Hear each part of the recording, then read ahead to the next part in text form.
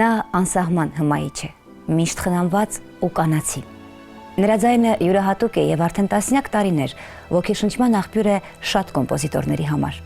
Հատուկ նրա համար բազմաթիվ երգեր է գրել ինքը մաեստրո Արնո Բաբաջանյանը։ Այսօր էլ նրան սիրում ու սպասում են։ Իմ հյուրն է Հայաստանի Հանրապետության ժողովրդական արտիստ, միջազգային մրցույթների դափնեկիր, ռադիոյի եւ հեռուստատեսության էստրադային եւ սիմֆոնիկ նվագախմբի մեներկչուհի Ռաիսա Մկրտչյանը։ Սիրիտիկին Ռաիսա, անչափ ուրախ եմ, որ մեր տաղավարում եք եւ ձեր հմայքով, գեղեցկությամբ ել ավելի է գեղեցկացնում գարնանային այս գեղեցիկ օրը։ Շնորհակալ եմ։ Շնորհակալություն Լիզա, շատ դուք եք հմայիչ, դուք իսկական գարուն եք եւ շատ հաճույքով այսօր մասնակցում եմ այս փոքրիկ ինտերվյուին եւ կարծում եմ, որ կկարողանամ այսպես սպառիչ պատասխաններ տալ ձեր հարցերին։ Ես ճիշտ եմ նկատել, որ դուք վերջին շրջանում այնքան էլ հաճախ չեք երևում եթերում։ Այո, ճիշտ եք նկատել։ Գիտեք ինչ, հիմնականում հարցերը այնպիսին են եւ միշտ ասում են ինչու համար չեք հետևում Ամիրխանյան Ռոբերտը, դուք եւ մեր կոմպոզիտորները, որ ասենք թե մեր երգի տեսակը այսօրվա չլինի, հա։ Դա անհնարին է, որտեղ ազատ շուկա է։ Ազատ շուկայում ցանկացած մարդ կարող է, եթե ունես գումար, ստեղծել իրենը, ձայնագրել եւ ներկայացնել եւ վաճառել եւ այլն։ Դրա համար դա չկա ինչ որ սահմաններ, որ դու կարողանաս ինչ որ ձևով ներգործել։ Դու խոսում ես միշտ, ասում ես, որ դա մերը չէ, դա ուրիշ ինտոնացիաներ են, որը հատուկ չէ մեր երաժշտությանը, դա պրոֆեսիոնալ չէ եւ բարերի առումով եւ երաժշտության առումով։ Ուղղակի ես կարծում եմ, որ կգա մի ժամանակ, որ նորից կլինեն այն կոմպոզիտորները եւ այն պայմանները կստեղծվեն կամ կառավարության կողմից մի քիչ ավելի ուշադրություն կլինի հանդեպ մեր արվեստը, երգարվեստը ես նկատի ունեմ եւ ավելի ճիշտ երգեր կմատուցվեն։ Իսկ ինչով եք հիմա զբաղված, ինչին եք հատկացնում ձեր կյանքի ավելի ժամանակի մեծ մասը այժմ։ Մեծ մասը նախ իմ թորնիկներով տանը, ես 3 տեղ եմ աշխատում հիմա, կոնսերվատորիայում, Արնո Բաբաջանյանի ուսումնարանում եւ ռադիոյում բնականաբար, որտեղ մուտք եմ գործել դեռ 17 տարեկան հասակից, երբ առաջին իմ ձայնագրությունները արվեց եւ հետո արդեն 68 թվականից ես արդեն դառա սոլիստ ռադիոյի հեռուստատեսության, հա, մինչեւ օրս։ Առաջինն էի եւ հիմա վերջին մոհիկանն եմ սոլիստների մեջ։ Դա է զբաղմունքը եւ պատրաստվում եմ հիմա, լինում են համերգներ կառավարական ինչ-որ միջոցառումներ, հեղինակային ինչ-որ հոբելյանական համերգներ, որտեղ մեր օրկեստրը ընդգրկված է։ Բայց առաջվա աշխատանքը, որով մենք պարտավորված էինք ամեն ամիս մեր հայ կոմպոզիտորների նոր երգերից ձայնագրել եւ ներկայացնել հանրությանը, ինչպես հեռուստատեսությամբ, այնպես եւ համերգային սրահներում, դա չկա։ Այս ընթացքում բավականին այդպես արտասահմանյան ուղևորություններ են եղել Եվ հիմա էլ ես պատրաստվում եմ երկու երկրից հրավեր կա, ուղղակի ժամկետը դեռ մի քիչ հեռու է։ Դուք որոշել եք դառնալ դաշնակահարուհի։ Այո։ Բայց ճակատագիրը ձեզ համար այլ բան էր նախապատրաստել։ Դա կոմպոզիտորները փոխեցին իմ կյանքս, որովհետև ես արդեն ուսումնարանի երկրորդ կուրսից այնտեղ էր Ամիրխանյան Ռոբերտը սովորում 2 կուրս բարձր Մարտինո Վարդազարյան եւ Մելիք Մավիսակալյան արդեն կոնսերվատորիայում Զիզիլետկայից Չայկովսկու դպրոցից այդ տարիներին ես շատ տարված էի այդպես արտասահմանյան հիթերով նվագում երգում էի եւ երբ որ քննություններ էին լինում երբ որ գնահատականի էինք սպասում այդտեղ իմ շուրջ հավաքվում էին ամբողջ այդ մեր ուսանողները շատ այնպես մինչև գնահատական պետք է ստանանք, հա։ Եվ դա ուշադրությունը գրավեց կոմպոզիտորների։ Հետո այդ տարիներին փառատոններ կային ուսանողական, դա եւ Պոլիտեխնիկ ինստիտուտի եւ Բժշկական ինստիտուտի Ժամանակ մենք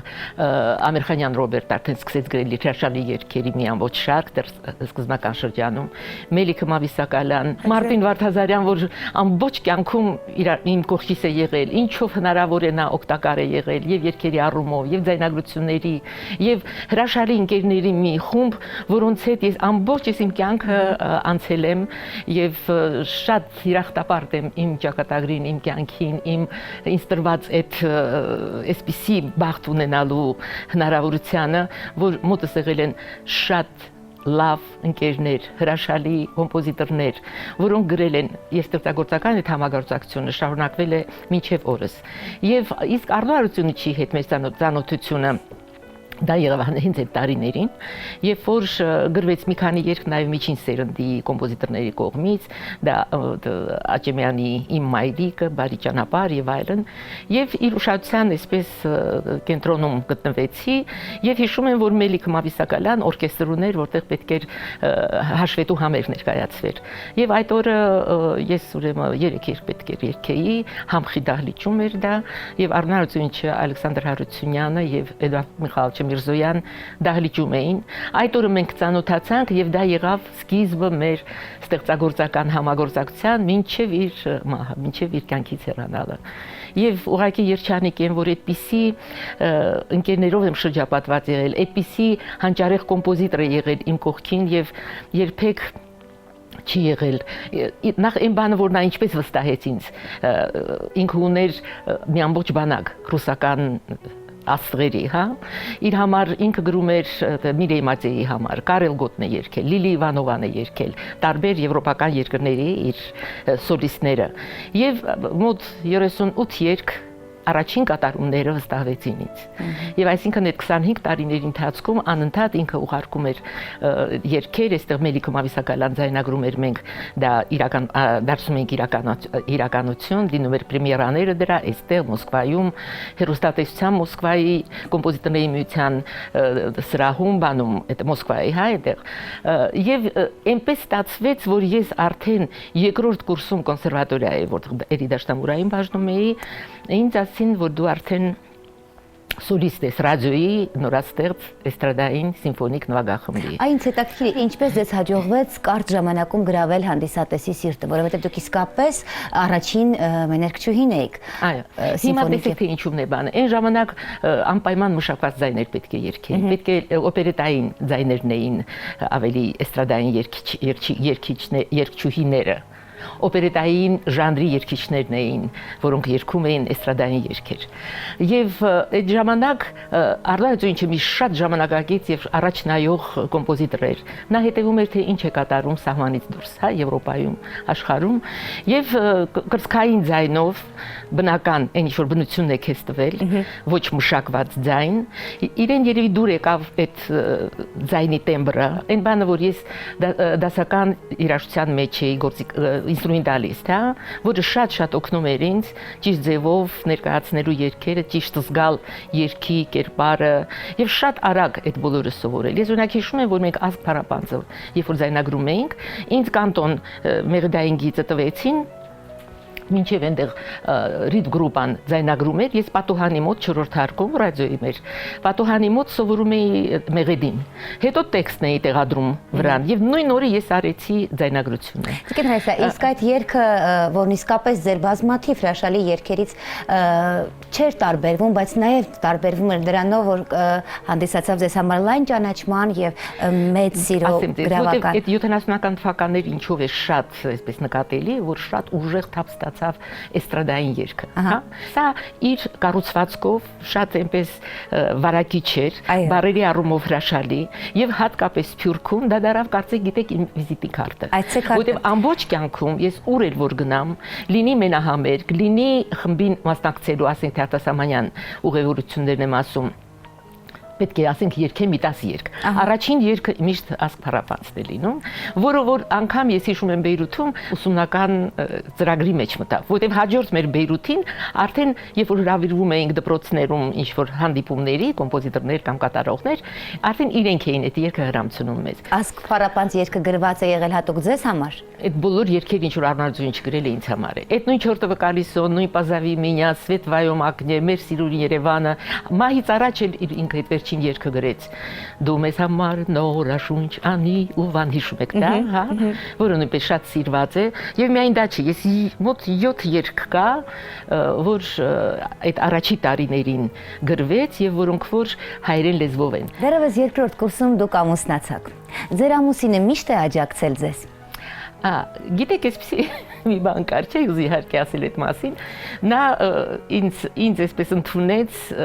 իմ մի երգ ունեի, շատ գեղեցիկ երգ, որ շատ էմոցիոնալ է, պես պորտկուն երգեր, ինչ որ մի հավաքի ժամանակ իմ ընկերուհու եղբայրն էր, էլի երաժիշտ, լսեց այդ երգը եւ ինքը այն ժամանակ Պրիբալտիկայում էր 5 տարի պոլիտեխնիկ ավարտելուց հետո Մոսկվայում ասպիրանտուրա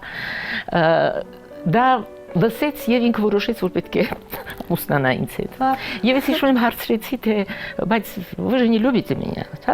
у нас же вот ներքին այդ բանը չկա կա սիմպաթիան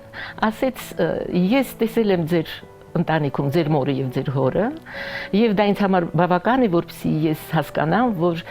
կլինի առողջ եւ նորմալ ընտանիք а любовь самое главное что была симпатия самое главное что հետագայում լինի այն հոգու կապը որ այդ գտնում էր որ դա երիտասարդական շատ մեծ այդպիսի է ոչ ոքի մոտ այդպես երևի չի մնում իր հազար դեպ է որ մինչև կյանքի վերջ այդպես բայց այն ներքին հարգանքը գնահատելը մեկը մյուսին զգալ այսինքն եւ ինքը կարողանում է այնպես անել որ հարաբերությունների մեջ միշտ եւ ես ամբողջ կյանքում սովորում եմ իրենից այ մինչեւ հիմա ես անընդհատ իրենից ստանում եմ ինքը շատ հետաքրքիր նյարդինարն է մարդ է իր տեսակով եւ թող դերեն ինձ մյուս տղամարդիկ ես այդ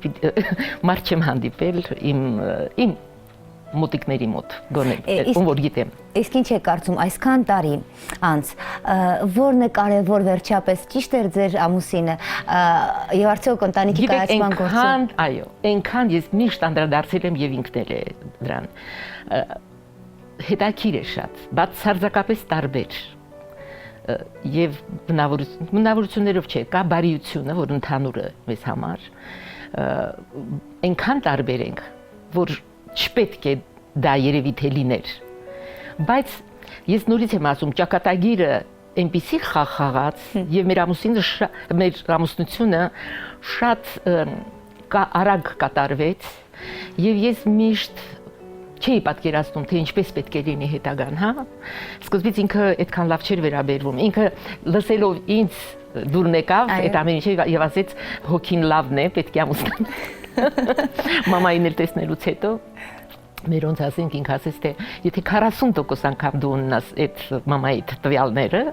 ուրեմն ամեն ինչ նորմալ կլինի մեզ մոտ։ Բայց լավ, այդ պատկերացումները մի բան էին, իսկ կյանքում գիտեք ինչ, ինքը իր կարիերայով, ես ինքս իմ, որովհետև այս կլինական տարիներին, եթե ծնողներս չլինեին, մայրս շատ երիտասարդ 42 տարեկան արդեն ունեցավ առաջին իմ կողմից թոր պարգևեցի իրեն եւ ամբողջությամբ ինձ էին նվիրված ամեն ինչով ես կարող էի ասենք շրջագայություն 2 օր առաջ ասել որ մամ ես գնում եմ մաման լեզվիգրականության ուսուցիչ էր եւ գիտիկայի դպրոցում ուսմասվար էր ուրեմն եւ ինքը կարողանում էր ամեն ինչ կարգավորել այսպես անգամ մի բան ասեմ իմ աղջիկս միջև հիմա ինձ անունով է Ռայչկա է ասում այն ինչու մամասա ինձ ասել իսկ տատիկին մամա Չէ, տատիկ երբեք, արուս, այնչի այնուր եմ անդրադառնում, որ իրեն ասել են արուս, ինձ Ռայչկա։ Գիտեք, այնքան հետաքրքիր ստացվեց, որ հետո մենք եկանք այն եզրակացության իր հետ, երբ որ նստում ենք քննարկում ենք, որ ինչպես պատահեց, որ այսքան տարբեր մարդիկ եւ հետաքրքրություններով եւ մասնագիտությամբ եւ այլն, այսպես մենք ապրեցինք եւ նորմալ կյանք ենք ապրել եւ շատ գեղեցիկ հրաշալի մեր բարիկներով եւ նվիրված եւ ստացվեց այդ ընտանիքը դա աստծո կամոք էր երևի եւ գիտակցականը եւ ներքին հարգանքը եւ շատ մեծ սիմպաթիան եւ հարգանքը գիտեք որտեւ ես շատ զարգացած անձնավորություն է եւ հոգեվոր մաքուր եւ այդ երևի ինչ որ բաներ եղան որոնք ինձ շատ գրավեցին եւ իր մեջ էլ երևի իմ մոտ էլ ինչ-որ վատ հատկանիշներ չկան, երևի թե այս ամենը ճակատագիր էր, աստծո կամք։ Միայն ճակատագիր, որովհետև ըստ իմ եւ շատ հավատում եմ դրան։ Իմ պարագայում գիտեք ոնց կարծես թե ամբողջ գծված լիներ։ Եվ եթե որևէ մի բան ես ցանկանում եմ, շատ հետաքրքիր է, մի բան ցանկանում եմ եւ մի փոքրիկ այդ ուղղությամբ սկսում եմ անհնարին բանը դառնում է հնարավոր։ Եվ ամբողջ կյանքում ես շատ գոհեմացուց որ տվեց ինձ այդ ամեն ինչը, որովհետև ես ունեցա հրաշալի բարեկամներ, ծանոթացա հրաշալի մարդկանց հետ, եւ արտասահմանում, եւ այստեղ, եւ մտքովս երբեք չէր անցնի, որ այսպիսի հետաքրքիր կյանք պետք է լինի ինձ մոտ։ Շատ լավ է, Լուիզա ջան, ամեն ինչ հրաշալի է։ Սիրելի Տիկին Ռայսա, այսօր բեմի մարդիկ մեծ հնարավորություններ ունեն, թե վարսահարդարների, թե ոճաբանների, թե մնացած բոլոր առումներով։ Ինչպես եք դուք այն ժամանակ լուծում այդ խնդիրները, որտեղից եք ձեր հագուստները ձեռք բերում, ով էր զբաղվում ձեր ոճով։ Դա նախ ես ինքս կլասիկ եմ։ Այո։ Դա ես պետք է նշեմ հագուստների առումով, հա։ Միշտ եք այդպես եղել։ Միշտ ես պետք է ոչ մի անգամ ձեզ մի բան ասեմ, եթե ինձ դրսում արտասահմանում որևէ բան էին նվիրում, երբեք ինձ թույլ չեմ տվել գալ Հայաստան եւ հագնել թեկուզ դերասանուհի կարող էի ես, հա, ավելի նորաձև լինել։ Միշտ դասականի մեջ սпасել եմ մինչև սկսեն հագնել, նոր ես հագել եմ։ Դա եղել է իմ ներքին պահանջը, ես չգիտեմ, ինձ միշտ ասել են, որ ես խնամված, ոչ խնամված չեմ։ Երբեք ես հազվադեպ եմ գնացել մազահարդարի մոտ, հա, որտեղ շատ փարթամ մազեր ունեի, հիմա մի նայեք, հիմա դրա 5%-ն է մնացել, եւ երբ որ գնում էին, ինձ ասում էին, որ մենք այդ ընթացքում կարող ենք մի քանի գլուխ, այսպես նորաձև սարքել, Պիերներ այնտեղ Այդա Կարպասկահայեր էին իրենք, եւ ինքս եմ միշտ մազերովս, անգամ այն ժամանակ շատ մոդայիկ էր Հիմա էլ անում են այդ մեշերը, որ արվում էր, հա 71, 75 թվին դա նոր խոսք էր։ Այ դա թողնում է։ Ես դա անգամ այնտեղից ներկբերում էի, ինքս կարողանում էի ինքս, որտեղ գեղեցիկ էր ստացվում, ավելի հարուստ տեսք էր ստանում։ Ես երբեք սալոններ չեմ գնում։ Դրա եւ ժամանակը չեմ ունեցել, այ դուք ասում եք խնամված տեսք ունեմ։ Ուղղակի ինքս, երբ որ դուրս եմ գալիս, աշխատում եմ հաճելի լինել եւ հագուստները բեմական, որոնք բավական գեղեցիկ են եղել են ժամանակների համար։ Ես անգամ հիշում եմ, երբ որ ես սոպոտ գնացի, այնտեղ ամբողջ Եվրոպայից, անգամ Ավստրալիայից երկիշներ կային, որոնք բոլորը ես ամեն մինչ այդ ես Ամերիկայում էի եւ ամբողջ իմ այդ հնարավորությունը ես տվեցի այդ 3 տուրերի համար այդպես գեղեցիկ հագուստների բեմական եւ զարմացած հարցնում էին ինչպես եք դուք սովետական միությունից եւ այսպեսի հագուստներ եք էլի հագնում։ Այդ բանը հետեւել եմ, որ բեմում միշտ հավաք լինի, նորմալ լինի։ Այսինքն ձեր կանացի հմայքի գաղտնիքը թույլ տվեք ես պատասխանեմ։ Ձեր բնականության, ձեր ներքին ու արտաքին գեղեցկության համադրման մեջ է։ Օй, այս ինչ գեղեցիկ բառեր եք ասում։ Դա իսկապես է։ Քիչ առաջ ասացիք, որ շատ եք սիրում զբաղվել նաև ձեր թորնիկների հետ։ Այո։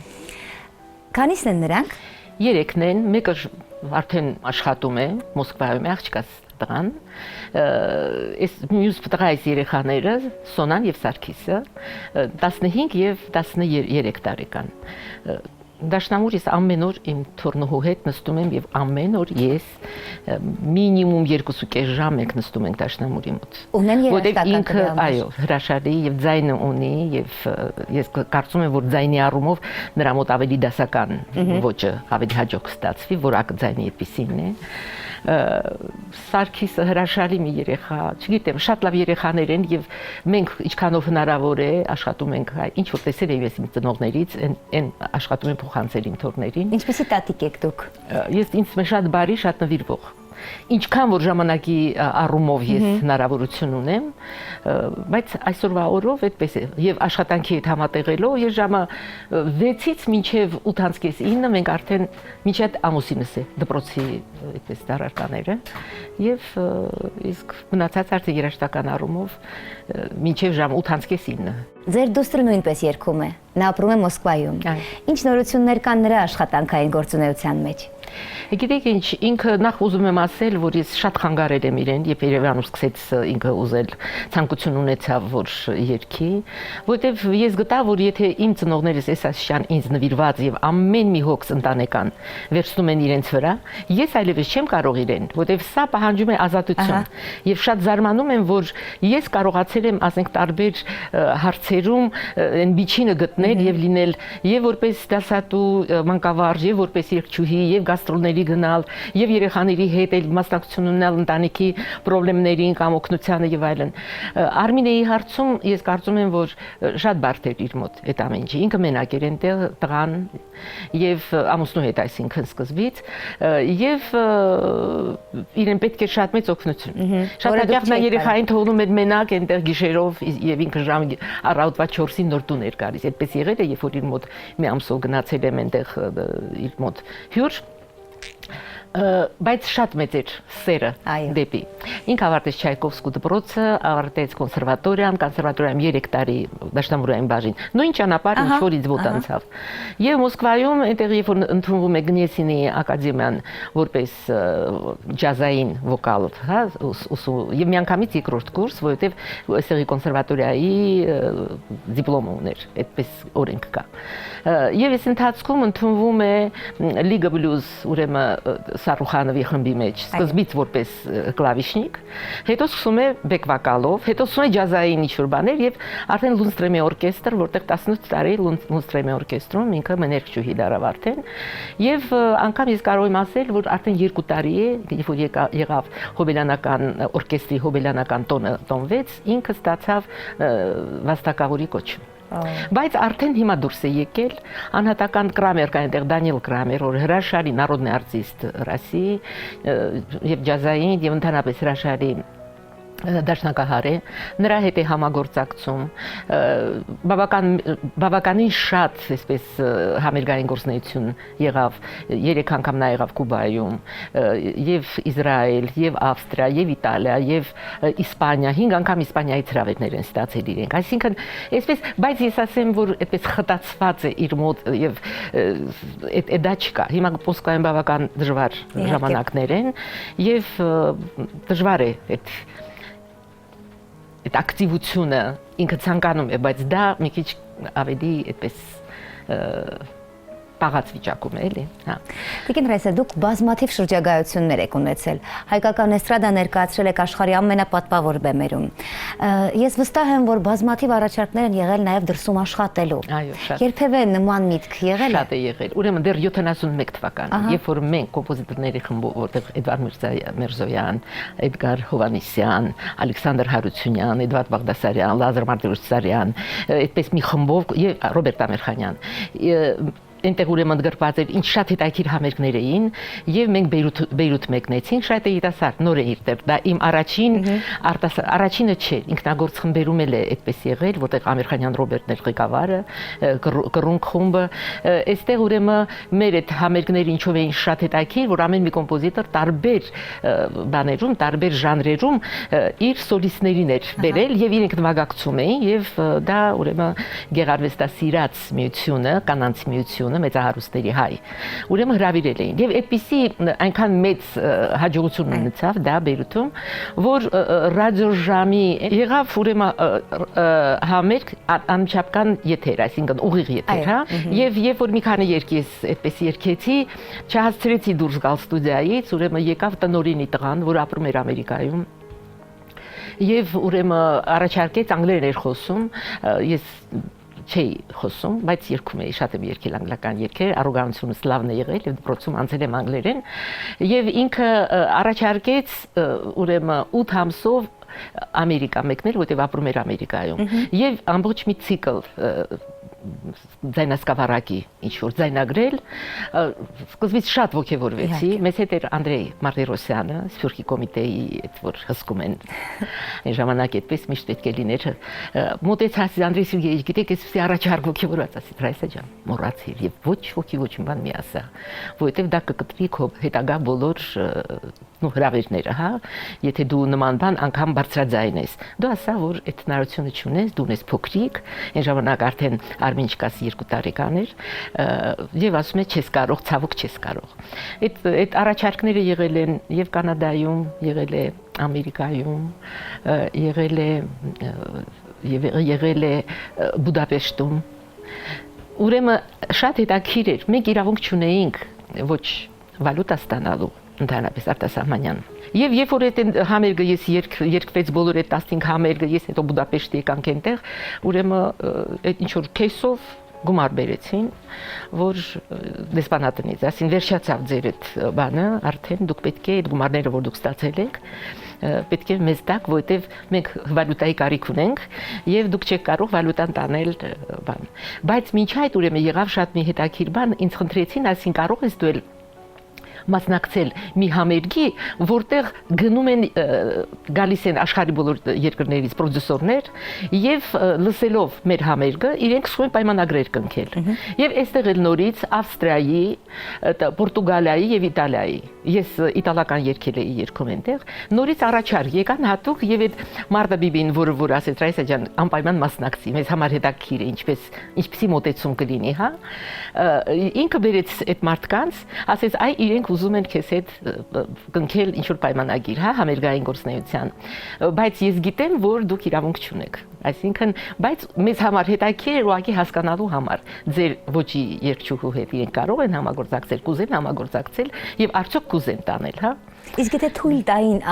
գուցե ընդունած լինեիք։ Չէ, Յանիկս, ով է թույլ տալիս։ Ես անգամ Կանադայից ստացա Ժամկոչյան կար երգիչ, Կանադայից ստացա առանցին հրավեր Ամիրխանյանի ամբողջ ցիկլը իր պարտիտուրաներով, ես պետք էր տանեի այնտեղ եւ այդ Ժամկոչյանի հետ մենք պետք է ունենայինք սիմֆոնիկ օրկեստրի հետ համերգ, բայց այն ժամանակ մենահամերգ անհնարին էր, որևէ մեկը պետք է անպայման մի քանի հոգով գնայիր եւ խմբում մարդ լիներ, այսինքն լրիվ ուրիշ, իսկ հիմա տեսեք ինչ հրաշալի պայմաններ են, ցանկացած անհատ կարող է երգիչ կամ դերասան կարող է մեկնել եւ այնտեղ մենահամերգ դնել եւ իր գումարները ստանալ եւ այսինքն ոչ մի այդ առումով հրաշալի է։ Ամեն դեպքում դուք ձեզ համարում եք երջանիկ արվեստագետ։ Այո։ Կամ մի բան, որը որտեվ չկա այնպիսի մի բան, որ գիտեք, ոչ նյութական առումով։ Նյութականը մի կողմ դնենք, մենք միշտ աշխատավարձի վրա ենք եղել։ Ես ստացել եմ ամենաբարձր աշխատավարձը ռադիոյում աշխատելու ժամանակ, ունեցել եմ Մոսկվայի գոսկոնցերտի ամենաբարձր ռազովի համերգների ստավկան, հա, որի հիման վրա իմ մոտ բարձրացավ աշխատավարձը ռադիոյում, որի ստանում էի համարյա թե նույն, ոչ թե համարյա թե նույնքան, ինչքան որ ասենք մեր ժողովրդական արտիստները։ Դա է, բայց մնացած հարցերում, այո, մնացած հարցերում, այսինքն ես ապրել եմ այնպես, ես ունեցել եմ ազատություն, որի համար շատ շնորհակալ եմ իմ ամուսնուն, որ երբեք արգելք, բայց ինքն էլ իր կարիերան է, ես էլ իրեն չեմ եղել եւ պահանջներ չեմ ներկայացրել։ Ապրել եք բնական ձևով, ինչ որ Աստված մեզ տվել է։ Ինչ որ եւ առօրյայի եւ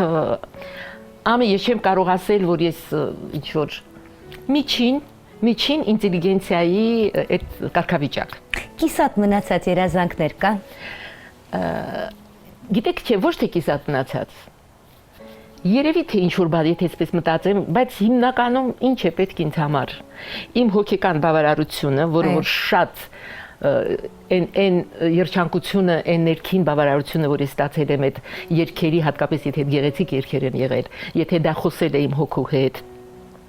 եթե ես դրանից ստեղծում ես, նոր բան ես ստեղծում, չունես որևէ մեկը, որին կրկնօրինակ ես, դա քո զգացումներն են, քո ներքին հուզումն է, քո պատկերացնում է դա եւ երբ որ դա ստացվում է այնպես ինչպես որ դու ես ցանկանում եւ չես գտնում, չնայած երաժշտության մեջ ասում են, որ չկա ոչ մի բան կատարյալ, լավից լավը կա։ Ասենք իմ պատկերացմամբ ինձ ստացվել է ինձ ոտ այդ ամեն ինչը։ Դա հրաշալի է, դա ամենամեծ երջանկությունն է,